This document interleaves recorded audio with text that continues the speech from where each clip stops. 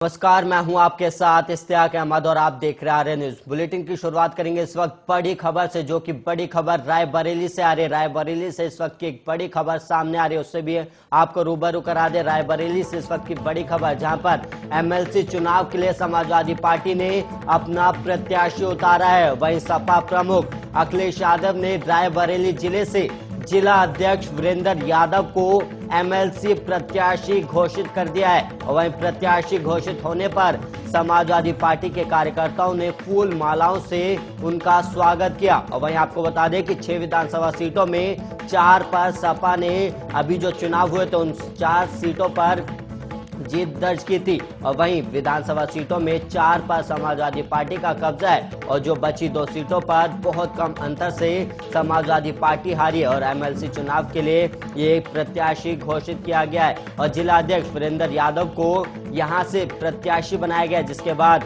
सपा कार्यकर्ताओं ने उनका फूल मालाओं से स्वागत भी किया। और इसके अलावा आपको बता दें 6 विधानसभा सीटों में 4 पर सपा ने जीत दर्ज की है और सिर्फ 2 सीटों पर कम मार्जिन से ही समाजवादी पार्टी के प्रत्याशी जो थे वो हारे हैं। और वहीं अब यूपी विधानसभा चुनाव के बाद अब यूपी में एमएलसी के चुनाव होने। और वहीं आपको बता दें कि 9 अप्रैल को मतदान होंगे, जिसके बाद अब हर पार्टी अपने प्रत्याशी घोषित करने में लगी हुई है। और वहीं इसी सिलसिले में अब समाजवादी पार्टी ने भी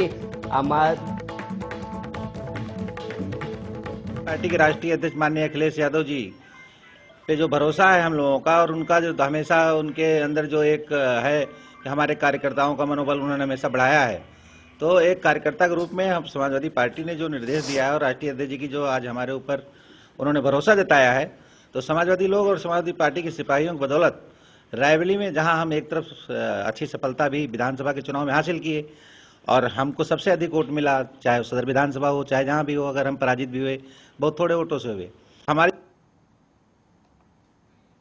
और वहीं इसी खबर पर ज्यादा जानकारी के साथ हमारे सहयोगी ओम शंकर जुड़ गए। ओम शंकर, इस मामले को पूरा तरीके से समझाइएगा।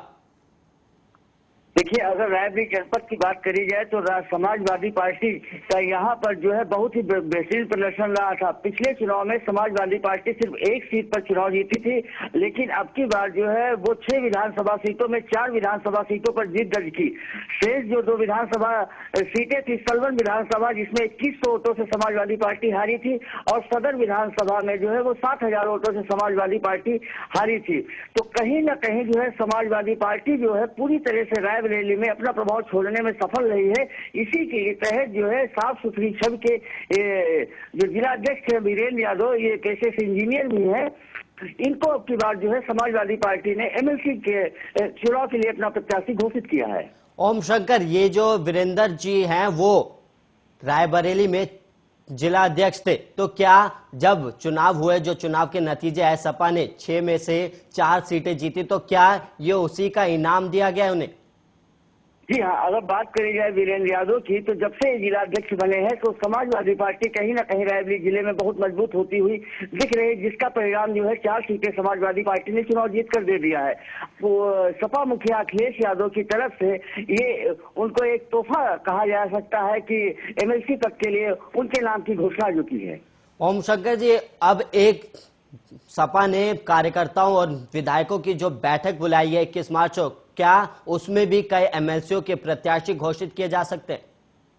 जी हाँ, उत्तर प्रदेश में विभिन्न जनपदों में घोषणा की है, लेकिन रायबरेली की सीट सबसे महत्वपूर्ण सीट है। आपको बताते चले कि रायबरेली और अमेठी जो है ये गांधी परिवार का गढ़ भी रहा है, लेकिन अब की बार कहीं ना कहीं समाजवादी पार्टी की मेहनत कह लीजिए, जिससे जो है कांग्रेस का पूरी तरह से इस जनपद में सुपड़ा साफ हो गया और वो एक भी सीट पर चुनाव नहीं जीत पाई। ओम शंकर, बहुत बहुत धन्यवाद हमें और हमारे दर्शकों को ज्यादा जानकारी देने के लिए। और वहीं आपको बता दें कि रायबरेली में अभी विधानसभा के चुनाव हुए थे, जिसमें से 6 विधानसभा सीटों पर से 4 पर समाजवादी पार्टी ने जीत हासिल की और इसी सिलसिले में अब वहां से एमएलसी का प्रत्याशी भी घोषित कर दिया गया। और वहीं बढ़ेंगे अगली खबर की ओर, जहां पर रूस की ओर से भारत को सस्ते में कच्चा तेल ऑफर देने के बाद इसी को लेकर अमेरिका की प्रतिक्रिया भी अब सामने आई है। और यह प्रतिक्रिया व्हाइट हाउस की प्रेस सचिव जैन साकी ने दी है और एक्सपर्ट की माने तो ये ऑफर भविष्य में भारत और अमेरिका के संबंधों की दिशा मोड़ सकता है। और वहीं आपको बता दें कि कच्चे तेल को सस्ते में देने के रूस के ऑफर को भारत की ओर से स्वीकार किए जाने की संभावना पर व्हाइट हाउस की प्रेस सचिव जैन साकी ने कहा कि उस समय जब इतिहास की किताबें लिखी जा रही हैं तो आप कहां खड़े होना चाहते हैं, और रूसी नेतृत्व के लिए समर्थन विनाशकारी प्रभाव वाले आक्रमण का समर्थन है। दरअसल अमेरिका और कई यूरोपीय देशों ने रूस से कच्चा तेल खरीदना बंद कर दिया और इसके अलावा रूस पर कई और प्रतिबंध भी लगाए गए हैं और इन सब वजहों से उसे काफी आर्थिक नुकसान भी हो रहा है। और इसको देखते हुए रूस ने भारत को सस्ते में कच्चा तेल और अन्य कमोडिटीज आइटम उपलब्ध कराने की बात कही है। हालांकि भारत ने अभी इस ऑफर को स्वीकार नहीं किया है, लेकिन चर्चा है कि भारत इसे स्वीकार कर सकता है और अगर भारत इस ऑफर को ठुकराता है तो लोगों को महंगाई से बड़ी राहत मिल सकती थी। और वहीं अब कच्चे तेल की कीमत अधिक होने की वजह से पेट्रोल और डीजल ही नहीं बल्कि अन्य चीजों के दाम भी तेजी से बढ़ते हुए जा रहे हैं और अगर भारत को सस्ते में तेल मिलेगा तो बाकी चीजें भी सस्ती हो जाएंगी और वहीं इसके नुकसान भी हो सकते हैं। दरअसल अमेरिका और दुनिया के अन्य देश जिस तरह से रूस के खिलाफ सख्त हैं और उस पर प्रतिबंध लगा रहे हैं और ऐसे में उसके साथ व्यापार करने वालों के लिए भविष्य में अमेरिका और उसके सहयोगी देशों के साथ संबंध अच्छे रखना थोड़ा मुश्किल हो सकता है।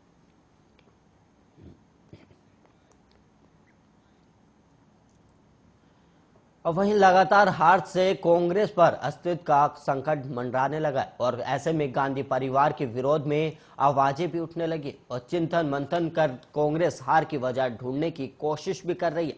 और इस बीच वरिष्ठ नेता कपिल सिब्बल के बयान पर पार्टी में कहला छिड़ गई है और वह मुख्यमंत्री अशोक गहलोत ने गांधी परिवार के बचाव में आकर कपिल सिब्बल पर बड़ा निशाना साधा है।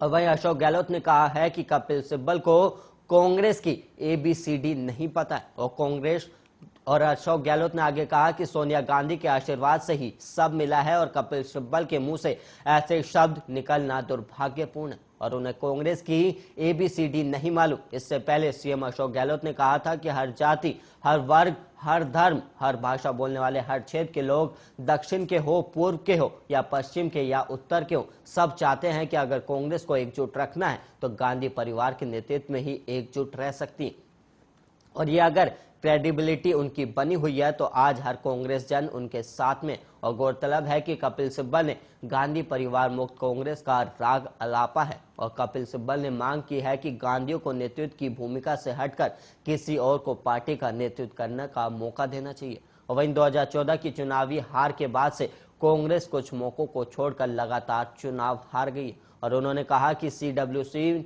ने पार्टी नेतृत्व में विश्वास व्यक्त किया है, लेकिन CWC के बाहर के लोगों को लगता है कि अन्यथा कई ने नए पार्टी और नए नेताओं को छोड़ दिया है और किसी और को पार्टी का नेतृत्व कराने का मौका देना चाहिए।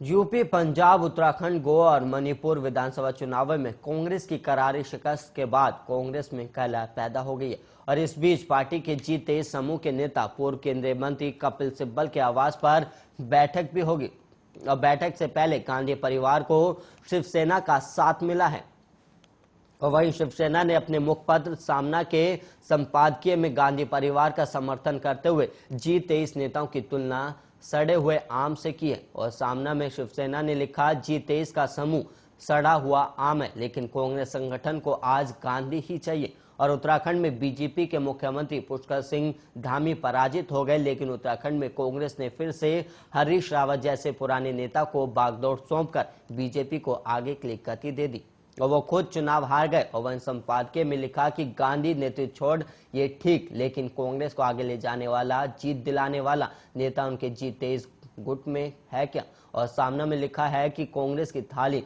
और कटोरी में खा पी कर कई बार डका लेकर स्वस्थ हुए नेता G23 में है और कांग्रेस की पराजय पर वो विलाप कर रहे हैं। और इनमें से कितने नेता 5 राज्यों के चुनाव में जमीन पर उतरे थे और कितनों ने प्रत्यक्ष रूप से प्रचार में खुद को झोंक दिया था। केवल गांधी परिवार ही एकमात्र बल स्थान नहीं रह गया और कांग्रेस की जड़ें सूख गई हैं और वृक्ष पत्ता विहीन हो गया। पत्ते अनुकृत हो और बाहर आए और वातावरण ताजा हो, ऐसा किसी को मन से लगता है तो वृक्षों की पूरी छटाई कर नया बगीचा फुलाना होगा।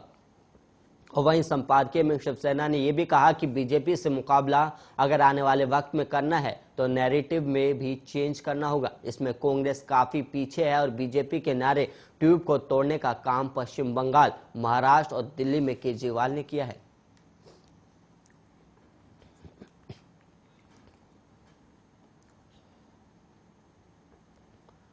और वहीं इस वक्त एक फतेहपुर से बड़ी खबर सामने आ रही है, उससे भी आपको रूबरू करा दे कि फतेहपुर से इस वक्त की एक बड़ी खबर सामने आ रही है, जहां पर जुआरियों में पुलिस का खौफ नजर नहीं आ रहा है। वहीं बेखौफ होकर लाखों रुपए का लोग और जो जुआरी हैं वो जुआ खेल रहे हैं और जुआ खेलने का वीडियो भी अब सोशल मीडिया पर वायरल हो रहा है। वहीं वीडियो वायरल होते ही क्षेत्र में हड़कंप मचा हुआ है और वहीं जहानाबाद कस्बे में बने बरादरी के अंदर का ये वीडियो बताया गया, जहां पर जुआरी सरेआम सट्टा और जुआ खेलते हुए नजर आए, जिसका वीडियो बनाया गया और वीडियो बनाकर सोशल मीडिया पर डाला गया और वीडियो डालते ही सोशल मीडिया पर वायरल हो गया, जिसके बाद अब लोगों की प्रतिक्रिया भी सामने आने लगी। और वहीं क्षेत्र में इस वीडियो वायरल होने के बाद पुलिस प्रशासन पर भी अब सवाल उठने लगे और वहीं और इन बदमाशों में और ये जो जुआ खेल रहे हैं उनमें पुलिस प्रशासन का कोई खौफ नजर नहीं आ रहा। और वहीं इसके बाद अब वहां पर इस क्षेत्र में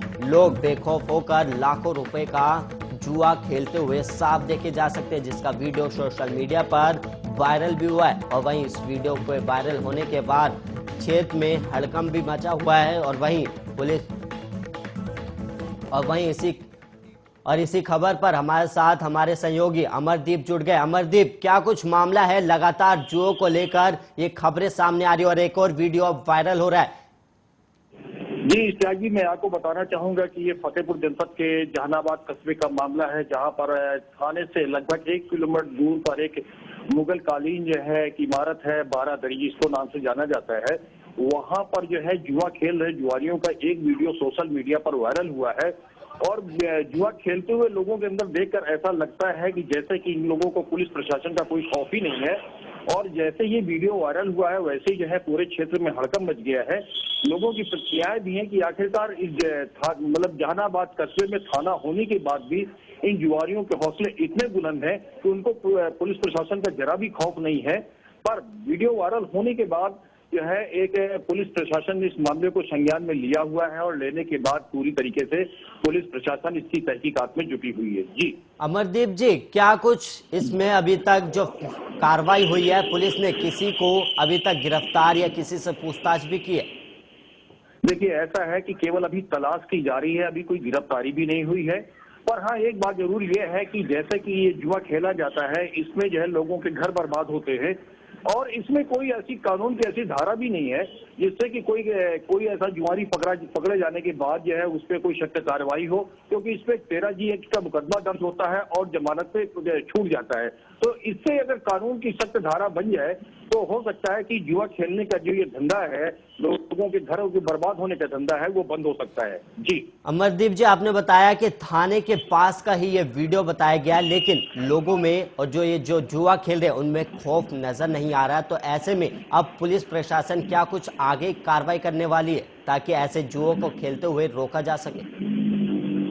बात बिल्कुल सही है कि पुलिस प्रशासन ने इस मामले को संज्ञान में लेने के बाद तहकीकात में जुटी है और वीडियो में जो खिलाड़ी जुआ खेल रहे हैं उनको चिन्हित करके उनके ऊपर पुलिस प्रशासन जो है सख्त से सख्त कार्रवाई करने की बात कह रही है। जी अमरदीप जी, आपका बहुत बहुत धन्यवाद हमारे दर्शकों को और हमें ज्यादा जानकारी देने के लिए। तो वहीं आपको बता दें कि थाने से थोड़ी ही दूर पर ये लोग जुआ खेलते हुए नजर आ रहे हैं, जिसका वीडियो अब सोशल मीडिया पर वायरल हो गया। वहीं आपको बता दें कि लाखों रुपए का ये जुआ खेलते हुए वीडियो वायरल हुआ है, जिसके बाद अब पुलिस प्रशासन ने भी अब संज्ञान लिया है और उनकी तलाश में जुटी हुई है। और वहीं अब बढ़ेंगे अगली खबर की ओर, जहां पर बहराइच के थाना मोतीपुर पुलिस को एक बड़ी सफलता हाथ लगी है।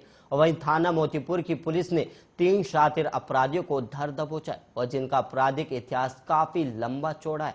और अभी हाल ही की ही बात की जाए तो इन अपराधियों द्वारा एक दुकान में घुसकर चोरी की घटना को अंजाम दिया गया। जब दुकान मालिक उठा तो दुकान मालिक पर इन अपराधियों द्वारा फायरिंग कर दी गई, जिसमें वो घायल हो गया। और लगातार पुलिस इन अपराधियों की तलाश में थी और देर रात ये तीनों शातिर बाइक सवार होकर जा रहे थे, तभी अचानक पुलिस को मुखबिर द्वारा सूचना दी गई, जिसके बाद पुलिस ने अपराधियों को पकड़कर जेल भेज दिया है। थाना मोतीपुर अंतर्गत नैनिया जंगल में एसओ मोतीपुर और उनकी टीम परवानी गोड़ी के पास चेकिंग कर रहे थे। संभवतः जालिम नगर की तरफ से आ रहे हैं और ये पुनः कोई घटना करने की फिराक में है। गुरुद्वारे के आगे नैनिया जंगल के पास इन लोगों को रोका गया। रोकने पर इन लोगों द्वारा दुस्साहसिक कृत्य करते हुए पुलिस पर फायर किया गया। पुलिस ने अपने को बचाते हुए संयमित तरीके से आत्मरक्षार्थ फायर करते हुए अपना बचाव किया, जिसमें एक व्यक्ति को गोली लगी। तत्पश्चात ये लोग वहां से जंगल की तरफ भाग लिए। वहां घेराबंदी करके इन सबको पकड़ा गया। थाना मोती। और वहीं बुलंदशहर से इस वक्त एक बड़ी खबर सामने आ रही है, उससे भी आपको रूबरू करा दे कि बुलंदशहर से इस वक्त की एक बड़ी खबर सामने आ रही है, जहां पर इस वक्त की बुलंदशहर से बड़ी खबर, जहां पर नशे में धुत युवक ने 2 कारों को आग के हवाले कर दिया। इस वक्त की बड़ी और अहम खबर, जहां पर 2 गाड़ियों के जलने से खलबली मच गई है। और वहीं आपको बता दें कि पूर्व विधायक गजेंद्र सिंह के पैतृक आवास पर खड़ी थी ये दोनों गाड़ियां, जहां पर नशे में धुत युवक ने 2 गाड़ियों को आग के हवाले कर दिया और पुलिस ने पीड़ित की तहरीर पर मुकदमा दर्ज किया है और आरोपी युवक को गिरफ्तार कर जेल भी भेज दिया गया। और वहीं आपको बता दें कि नशे की धुत में उसने 2 गाड़ियों में आग लगा दी, जिसके बाद कोई बड़ा हादसा होने से बच गया है, लेकिन पुलिस ने आरोपी को गिरफ्तार कर जेल भी भेज दिया। और वहीं जो बताया गया कि बुलंदशहर से ये बड़ी खबर सामने आ रही है, जहां पर खड़ी गाड़ियों में नशे में धुत युवक ने आग लगा दी, जिसके बाद आग पर काबू पा लिया गया, लेकिन पुलिस ने आरोपी को गिरफ्तार कर जेल भेज दिया है। और गाड़ी के जलने से इलाके में खलबली भी मच गई थी, जिसके बाद आग को तुरंत बुझाया गया, जिसके बाद गाड़ी पूरी जलकर खाक हो गई। और वहीं पूर्व विधायक गजेंद्र सिंह के ये घर पर ये गाड़ियां खड़ी थी, जिसके बाद नशे में धुत युवक ने गाड़ी में आग लगा दी और वहीं पीड़ित की तहरीर पर मुकदमा दर्ज किया गया। और मुकदमा दर्ज करने के बाद युवक को गिरफ्तार भी किया गया और गिरफ्तार करके उसे जेल भेज दिया गया, जिससे अब पुलिस आगे की कार्रवाई कर रही है।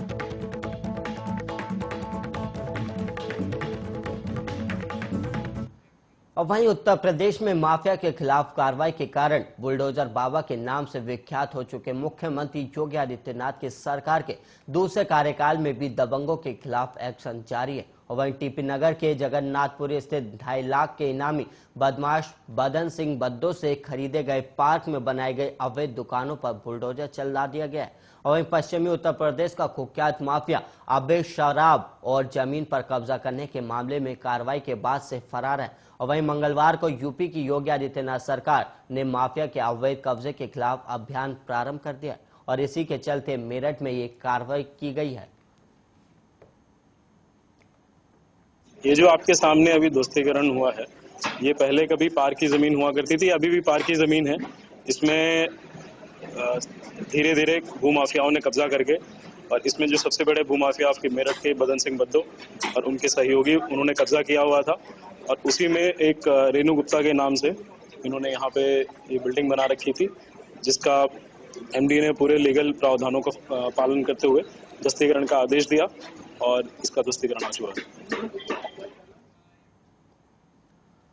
वहीं रायबरेली जिला प्रशासन द्वारा होली के त्योहार के मद्देनजर सिटी मजिस्ट्रेट के नेतृत्व में सीओ सिटी, आबकारी विभाग और त्रिपुला चौक के इंचार्ज द्वारा त्रिपुला चौराहे से देशी के ठेके पर अचानक निरीक्षण किया गया, जिससे ठेका मालिकों और लोगों में हड़कंप मच गया। और वहीं जांच में टीम ने पाया कि स्टॉक रजिस्टर के हिसाब से माल नहीं मौके पर मौजूद था और स्टॉक में जो अंकित था और माल जो मौजूद था उसमें काफी अंतर था। और वहीं स्टॉक में हेराफेरी पाए जाने पर सिटी मजिस्ट्रेट ने तत्काल दुकान को सील कर दिया और साथ ही देशी ठेके पर मौजूद गंदगी को देखते हुए गंदगी का भी जुर्माना लगाने के आदेश दिए गए हैं।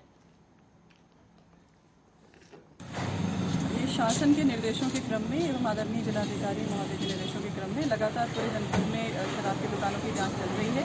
इसी क्रम में हम और सीओ सिटी यहाँ आए थे। यहाँ पे त्रिपुला चौराहे की दुकान पे स्टॉक में गड़बड़ी पाई गई है, जिसके कारण ये दुकान से जो स्टॉक रजिस्टर में अंकित था उससे यहाँ का स्टॉक।